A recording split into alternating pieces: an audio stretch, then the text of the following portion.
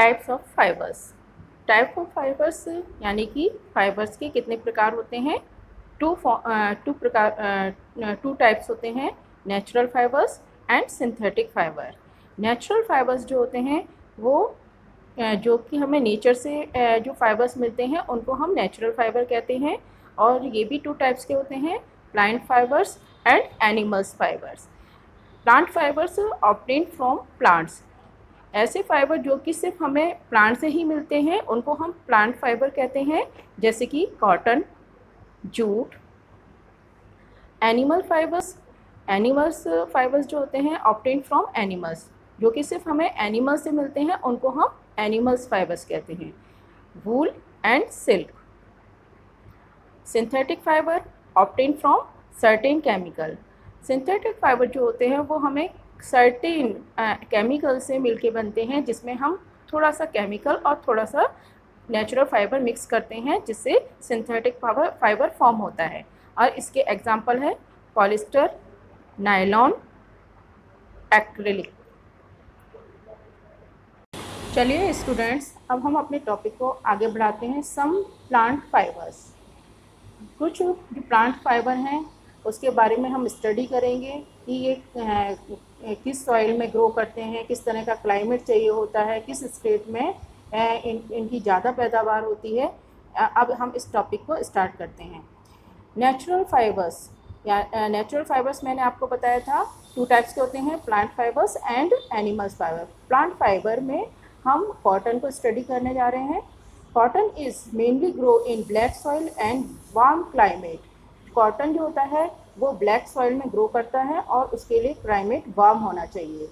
States, यानी कि ये किस किस स्टेट से में ग्रो कराया जाता है? गुजरात, महाराष्ट्र, तेलंगाना, आंध्र प्रदेश, मध्य प्रदेश, राजस्थान, हरियाणा, पंजाब। ये जो स्टेट हैं इसमें कॉटन की खेती की जाती है, यानी कि कॉटन को ग्रो कराया जाता है। जैसे कि आपको पिक्चर में मैं दिखा रही हूँ कि ये जो है कॉटन फील्ड में कॉटन ग्रो कर रहा है, और जो कॉटन जो होती है वो एक कॉटन फ्लावर में ग्रो करता है, जिसमें सीड के साथ इस तरह से फ्लावर होता है। Cotton balls, cotton fruits burst open with ripe. जब कॉटन फ्रूट जो होता है पक जाता है तब वो क्या हो जाता है? बस्ट हो जाता है, यानी कि फट जाता है। Cotton balls are then picked either manually with hand and with harvest, या फिर हम उसको कॉटन बॉल्स को मैनुअली अपने हाथ से पिक करते हैं या फिर हार्वेस्ट करते हैं मशीनों के थ्रू। कॉटन बॉल्स यानी कि कॉटन फ्रूट, जैसा कि आप पिक्चर में देख रहे हैं, यहाँ पर एक कॉटन फ्रूट है और इसमें सीड है, उसके ऊपर क्या रखा हुआ है? कॉटन लगा हुआ है। Seeds and fibres are separated.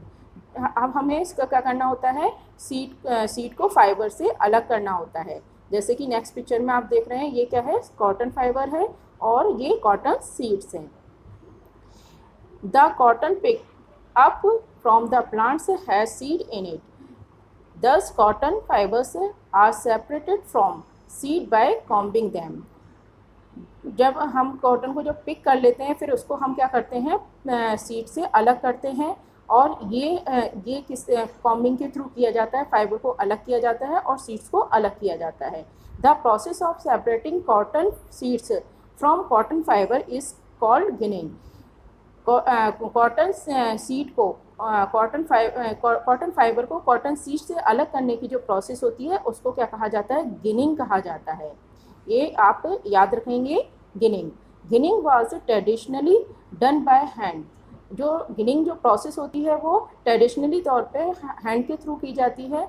Now आर डे machines are used for ginning, लेकिन इन दिनों हम मशीनों के थ्रू क्या की जाती है? गिनिंग प्रोसेस की जाती है। Jute, jute fibre is obtained from stem of jute plant. Jute fibre जो होते हैं वो जूट प्लांट से मिलते हैं। Grow in rainy season, warm and humid climate. ये जो जूट प्लांट होते हैं वो रेनी सीजन में ग्रो करते हैं, और रेनी सीजन में क्लाइमेट कैसा होता है? वार्म और ह्यूमिड क्लाइमेट होता है। स्टेट्स: वेस्ट बंगाल, बिहार, आसाम। ये जो जूट जो इनकी जो ज़्यादा पैदावार जो होती है वो वेस्ट बंगाल में, बिहार में और आसाम में होती है। The jute plant is normally harvested when it is at flowering stage. Jute plant से जूट की जो हार्वेस्टिंग होती है वो नॉर्मली फ्लावरिंग, जब उसमें फूल लगने लगते हैं उस स्टेज में होती है। The stem of jute plants are cut and immersed in shallow pond और standing water for about 10 to 15 days। जो जूट प्लांट की स्टेम्स होती हैं उनको काट के जो तालाब होता है उसमें पानी में भिगो दी जाती हैं या रुके हुए पानी में उनको डुबो के रखा जाता है 10 से 15 दिन तक। The jute stems, roots and the fibers are left behind. These fibers are separated from the rotten stem by hand. This process is called retting. जब जूट की स्टेम सड़ जाती हैं तब सड़ी हुई स्टेम क्या कर देती हैं, अब फाइबर्स को छोड़ देती हैं, जिनको हम कैसे हाथ से अलग करते हैं। This process is called rating, और इस प्रोसेस को हम रेटिंग कहते हैं। Jute is one of the cheapest natural fibres known for its durability and strength. Jute जो है सबसे सस्ता नेचुरल फाइबर होता है क्योंकि ये ज़्यादा समय तक चलता है और काफ़ी मजबूत होता है। बच्चों, जैसा कि आप पिक्चर में देख रहे हैं, यहाँ जूट प्लांट को यहाँ पर ग्रो कराया गया है, यानी कि इनको स्टैंडिंग वाटर में ग्रो कराते हैं या फिर किसी पॉन्ड में ग्रो कराया जाता है। जब जूट प्लांट की स्टेम रोट हो जाती हैं, सड़ जाती हैं, तो स्टेम से जूट फाइबर अलग हो जाता है, जिसको हाथों के द्वारा यानी कि हैंड से क्या करते हैं, रिमूव कर लेते हैं, और इस प्रोसेस को हम रेटिंग कहते हैं। स्पिनिंग कॉटन यार्न, यानी कि कॉटन से जो इसकी स्पिनिंग करके यार्न किस तरह से प्रिपेयर किया जाता है। Spinning, what is a spinning? Spinning is a process of making yarn from the fibre. Fibre से यार्न बनाने की जो प्रोसेस होती है उसको हम स्पिनिंग कहते हैं। Cotton fibres are gently stretch और pulled and then twisted to make yarn. Cotton fibre को जब पुल किया जाता है और स्ट्रेच किया जाता है और उसको हम ट्विस्टेड करते जाते हैं तब यार्न बनता है। Twisting of cotton fibres make the yarn stronger. Cotton fibre को ट्विस्टेड करके जो यार्न बनता है वो बहुत ही ज़्यादा मजबूत होता है। Earlier spinning was done by a simple hand held device called तकली। पहले के टाइम में जब स्पिनिंग की जाती थी वो एक सिंपल डिवाइस से के द्वारा की जाती थी, जो कि हाथों से की जाती थी, जिसको तकली कहते हैं, जैसे कि आप इस पिक्चर में देख रहे हो। दिस इज़ अ तकली। ये हाथ से चलाई जाती थी और इससे फाइबर कॉटन जो फाइबर होता था उससे यार्न बनाए जाते थे। Later a spinning wheel called चरखा was invented which made the spinning easier and faster। बाद में स्पिनिंग व्हील का इन्वेंशन हुआ जिसको चरखा कहा गया था, जिससे स्पिनिंग करना बहुत ही आसान और फास्टर हो गया था। By using charkha only a small amount of yarn can be produced and so spinning machines are used to produce yarn on a large scale. चरखा के द्वारा स्मॉल अमाउंट में है यार्न प्रोड्यूस किए जा सकते थे, इसीलिए स्पिनिंग मशीन्स का यूज़ किया जाने लगा लार्ज स्केल पे यार्न को बनाने के लिए। After is spinning, the yarn is ready to be made into fabric. जब यान बनना तैयार हो गए तब उससे फैब्रिक बनना स्टार्ट हो गया। जैसा कि आप ये देख रहे हैं महात्मा गांधी, पिक्चर में महात्मा गांधी स्पिनिंग आ यान ऑन चरखा। चरखा से महात्मा गांधी क्या कर रहे हैं, चरखे से यान तैयार कर रहे हैं। इट इज़ कॉल्ड चरखा। यान टू फैब्रिक, यान से कपड़ा किस तरह से तैयार किया जाता है इसमें हम स्टडी करेंगे। Weaving and knitting are used for conversion of yarn to fabric. Yarn से जो फैब्रिक बनाया जाता है उसके लिए दो प्रोसेस यूज़ में ली जाती है, weaving and knitting. First process है weaving. Weaving is a process of making fabric by arranging two sets of yarn together. Fabric weaving process में फैब्रिक बनाने के लिए दो सेट्स, यार्न के दो सेट्स एक साथ लिए जाते हैं। In weaving one set of runs vertically, जिसमें से एक सेट जो होता है वो वर्टिकली रन करता है, and the other set runs horizontally, और दूसरा सेट जो होता है वो हॉरिजेंटली रन करता है। इस तरह से ये वर्टिकली और दूसरा horizontally, and both are woven alternately to make a fabric, और दोनों सेट अल्टरनेटली बुनाई करते हैं जिससे कि फैब्रिक बनता है। Weaving is done on special structure called looms. Weaving जो होती है वो एक स्पेशल स्ट्रक्चर के थ्रू क्या होती है, पूरी होती है, जिसको हम लूम्स कहते हैं। These looms are operated by hand, और ये जो लूम्स होते हैं वो हाथों के द्वारा ऑपरेट किए जाते हैं।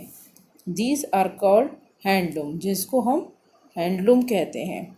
If these are operated by machines then these are called power loom. जब इन लूम्स को मशीनों के थ्रू ऑपरेट किया जाता है तब इसको पावर लूम्स कहा जाता है। जैसा कि आप पिक्चर में देख रहे हैं, वीविंग बाय लूम्स, जो वीविंग हो रही है वो लूम्स के थ्रू हो रही है।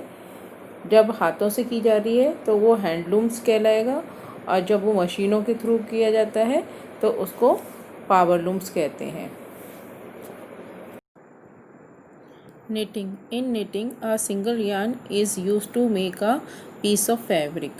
सिंगल yarn से एक piece of fabric तैयार किया जाता है, जैसे कि आप इस पिक्चर में देख रहे हैं। जैसे वूलन जो बॉल्स के जो yarn है, इसका यूज़ किया, एक सिंगल थ्रेड निकलता है जिससे हम एक पीस ऑफ फैब्रिक तैयार करते हैं। Knitting can be done with needle bye hand और बाय मशीन्स। जो निटिंग होती है वो निडल से हाथों के द्वारा करी जाती है या फिर मशीनों से की जाती है। Knitting by hand is a laborious and slow process. जो हाथों के द्वारा निटिंग की जाती है वो उसमें बहुत ज़्यादा मेहनत लगती है और ये बहुत ही ज़्यादा स्लो प्रोसेस होती है। जैसे कि आप इस पिक्चर में देख रहे हैं, ये 2 निडल्स हैं और इसमें एक वूलन थ्रेड जो है, एक सिंगल वूलन थ्रेड का यूज़ किया जा रहा है और इससे स्वेटर्स वगैरह बनाए जाते हैं। चलिए स्टूडेंट्स, अब हम chapter number 30 activity first process of weaving आपको करके दिखाएंगे और आप अपने घर पे इसको फॉलो करेंगे और आप अपनी प्रैक्टिकल कॉपी में इसको पेस्ट करेंगे। स्टूडेंट्स, पहले हम एक कलरफुल स्क्वायर शीट लेंगे जैसे कि मैं आपको दिखा रही हूँ। दूसरी कलरफुल शीट लेंगे जैसे कि मैं आपको दिखा रही हूँ और इस पे हम स्केल से मार्किंग करेंगे। जैसे कि मैंने इसमें मार्किंग करी है 2 सेंटीमीटर की, 2 सेंटीमीटर पे मैंने यहाँ पर मार्किंग कर रखी है। इसी तरह से इसके नीचे जो बेस है उसमें भी मैंने मार्किंग कर रखी है। ये देखिए 2-2 सेंटीमीटर पे। अब हम इसकी मार्किंग कैसे करेंगे?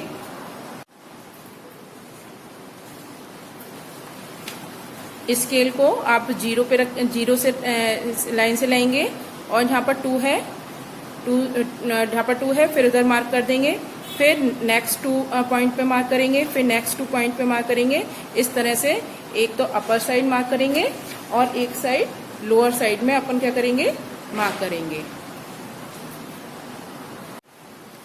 एक पेंसिल लेंगे, ग्लू स्टिक लेंगे, ग्लू स्टिक नहीं है तो आप फेविकॉल या ग्लू का यूज कर सकते हैं, सीजर लेंगे। स्टूडेंट्स, अब जैसे कि मैंने आपको स्क्वायर शीट बताई थी, एक स्क्वायर शीट लेनी है, इसको लेके हम इसको बिल्कुल इक्वली फोल्ड कर देंगे इस तरह से।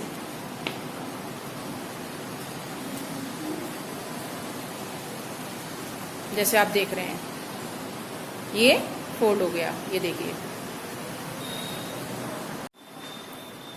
अब हम स्केल की हेल्प से एक लाइन बनाएंगे, थोड़ा सा स्पेस छोड़ देंगे इस तरह से, जैसे मैं बना रही हूँ। लॉन्गिट्यूडनल लाइन खींचेंगे और एक ऊपर की तरफ टॉप पे हम हॉरिजॉन्टल लाइन खींचेंगे, नीचे तो बॉटम में भी हम एक हॉरिजॉन्टल लाइन खींच लेंगे।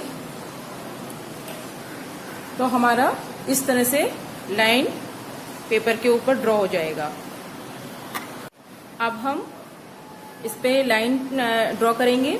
जैसे आप देख रहे हैं कि अभी हमने फोल्ड किया था, ऊपर हमने हॉरिजॉन्टल लाइन बनाई थी टॉप में, और बॉटम में हॉरिजॉन्टल बनाई थी, और वर्टिकल एक लाइन खींची थी इस तरह से। अब जहां से आपका फोल्ड है पेपर, ठीक है, वहां पर आप क्या करेंगे, यहाँ पर 2 सेंटीमीटर्स का आपको मार्किंग करेंगे।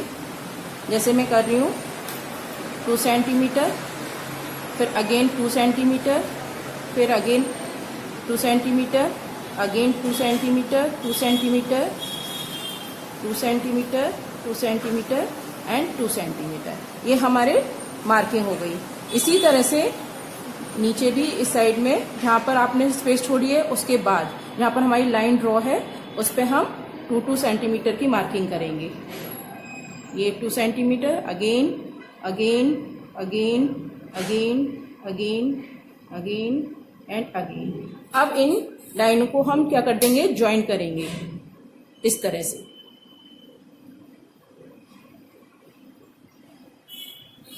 जैसे आप देख रहे हैं ना, इस तरह से ज्वाइन कर देंगे इन लाइनों को। ये देखिए मैंने इसमें ड्रॉ कर रखी है लाइनें, जो आप देख रहे हैं। यहाँ पर 2 सेंटीमीटर का लगाया था हमने, और यहाँ पर 2 सेंटीमीटर की मार्किंग करी थी। 2 सेंटीमीटर को ज्वाइन करते हुए एक लाइन ड्रॉ कर ली है। अब हम इसका क्या करेंगे, सीजर की हेल्प से इसको कट करेंगे। जैसे मैं आपको दिखा रही हूँ वैसे ही कट करना है। ये वाला पार्ट छोड़ना है, यहाँ पर आप कट लगाएंगे इसको इस तरह से। अगेन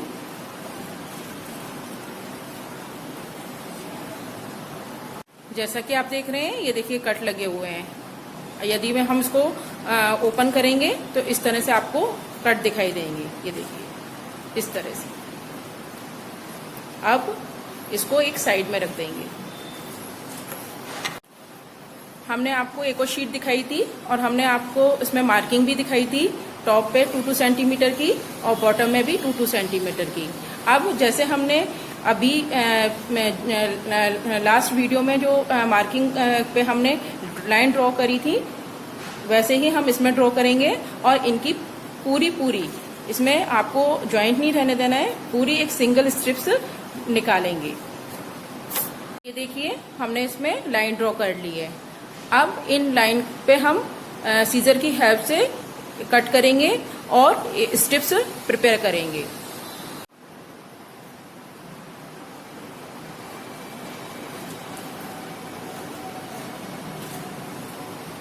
इस तरह से देखिए अब ये हमारी स्ट्रिप्स प्रिपेयर हो गई, और जो हमारी दूसरी वाली शीट थी उसमें इस तरह से कट लग गए। अब जैसे कि हमारा एक्टिविटी है प्रोसेस ऑफ वीविंग। अब जो हम वीविंग जो करते हैं वो उसमें किस तरह से करते हैं। अब हम ग्लू से या फेविकॉल से यहाँ पर ऊपर की तरफ थोड़ा सा फेविकॉल लगाएंगे। यहाँ पर अपनी जो स्ट्रिप्स हैं उसमें से एक स्ट्रिप लेके इस तरह से पेस्ट कर देंगे। अब हमें क्या करना है, इसको अल्टरनेट लेके चलना है। जैसे कि पहले हमने ऊपर लिया, पहले इसको पेस्ट हो जाने देंगे। जब ये अच्छे से पेस्ट हो जाएगा फिर हम इसको अल्टरनेट करके इसमें से निकालेंगे, जो हमने अभी दूसरे शीट पे कट लगा रखे थे। पहले इस तरह से लेंगे, इसके ऊपर से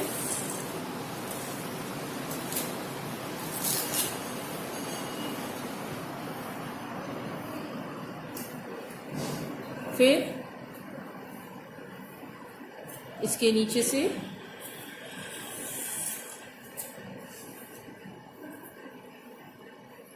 फिर इसके ऊपर से फिर इसके नीचे से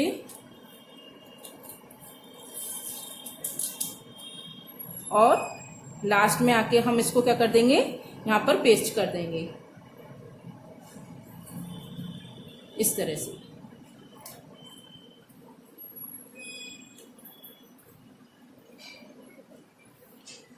इस तरह से पेस्ट कर देंगे जैसे आप देख रहे हैं यहाँ पर। देखिए स्टूडेंट, इस तरह से हमारा पेपर मैट तैयार हो जाएगा। और इसी तरह से जो थ्रेड होते हैं वो वर्टिकल पोजीशन में डाले जाते हैं और हॉरिजॉन्टल पोजीशन में डाले जाते हैं, जिससे फैब्रिक बनता है। फैब्रिक को जब हम कट करते हैं और उसकी स्टिचिंग होती है तो डिफरेंट टाइप के क्लोथ्स प्रिपेयर होते हैं।